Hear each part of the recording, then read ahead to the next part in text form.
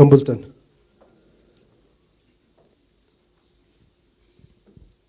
Osa, welcome to Finfinnee. Welcome back home. Baganagan Uftan. Thank you so much for giving me this chance. Dear OSA members, ladies and gentlemen of the board chairman, OSA president, participant of the conference. I'm extremely pleased to make this opening speech at this special occasion in the modern history of Oromo. After long and bitter struggle for liberty, equality, freedom, justice, and peace, the Oromo people in general, scholars in particular, have now become triumphant. In this regard, I would like to congratulate OSA to hold its conference here at home for the first time in its shining history of 33 years.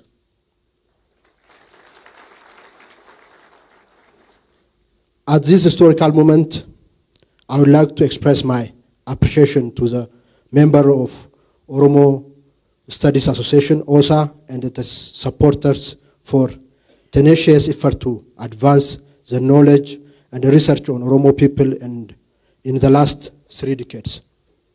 I believe that OSA's struggle for the advancement of knowledge and the study on Oromo people in its entire history has come peculiar features.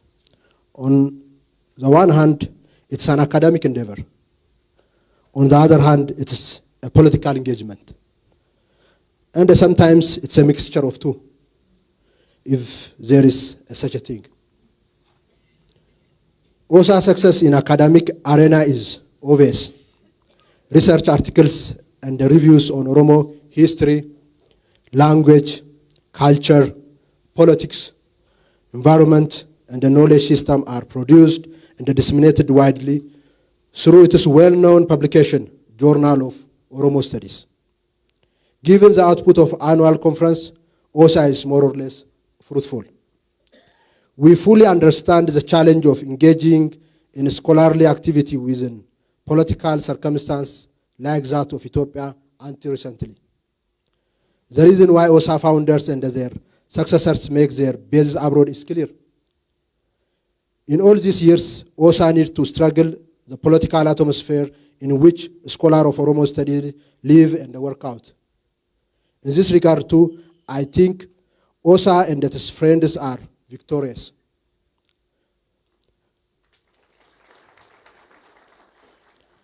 As a continuation of this academic and political journey, we are glad to witness the launching of OSA 33rd Annual Conference in Finfinnee, Oromia. Coming to the major focus of this year conference, I find state is to be an overarching theme.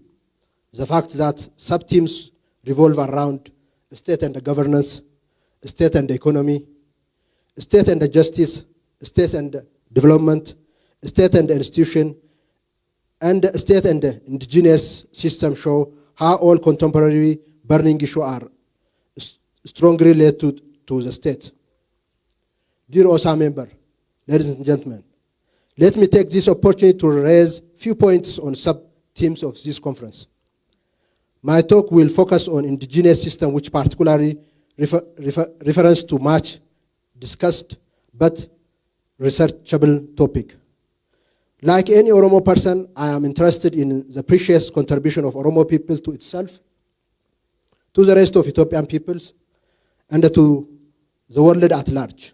These days, not only the seasoned scholars of the Oromo studies, but also who know the Oromo people recognize what this precious contribution is Gada. Much is said and written about Gada. In this regard, though unintentionally, Gada is widely considered as a system and a way of life. There is no mistake in studying Gada as a democratic system or a way of life. But what does but what was Gada before it eventually became a system or a way of life? It is a philosophy. Gada attempts to address fundamental questions of political philosophy. Problems in political philosophy such as what is power, who should rule the society, why, how should the governor rule the governed, for how long, what is the role of individuals and the group in society. Gada is a philosophical deliberation, has already given answers to questions. Gada also inquired into basic issue of ethics.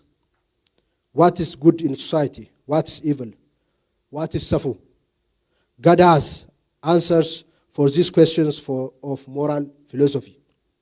Long before Gada developed into socio-political system, it raised basic metaphysical questions such as how does this earthly world come into being? What is the meaning of the universe and the terrestrial bodies of like stars? Epistemology has never been out of the focus of Gada.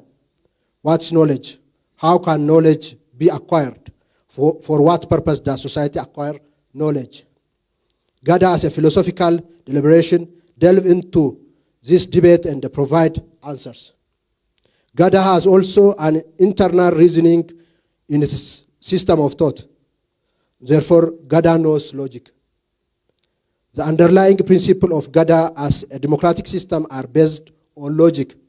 The age-based division of socio-political and socio-economic role in Oromo society rests on strong logical ground. Gada is also historical philosophy. Its understanding of the passage of time is cyclical. The cycle is separated by 8 years, 40 years, 80 years, and so on. Gada promotes oral poetry. Thus, Gada is not strange for beauty and aesthetics. Dear OSA members, ladies and gentlemen, today, as far as Gada is concerned in a modern world, most of us are left with only the cultural legacy of this Oromo brainchild. Our forefathers created Gada as a philosophy, as a system, as a way of life to address fundamental and structural challenges. In this regard, they were victorious. What about us in this modern world? Are we raising this fundamental question beyond societal system and the way of life as scholars?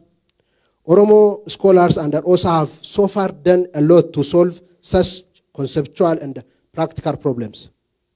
Yet, we are all far behind the challenges we encounter now.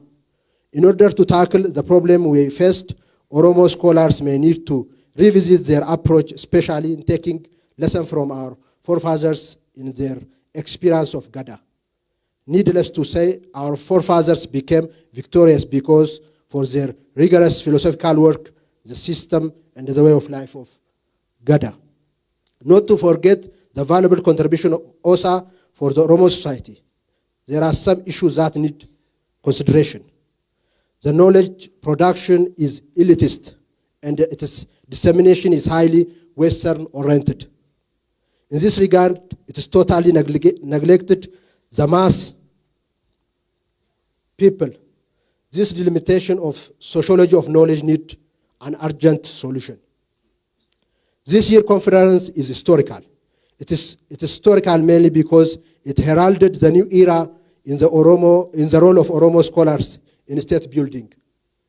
The government understands the key role of scholars and intellectuals will play in solving national problems. The scholars also now come to understand the need to work with government for the sake of our common cause, the development and the prosperity of the Oromo people.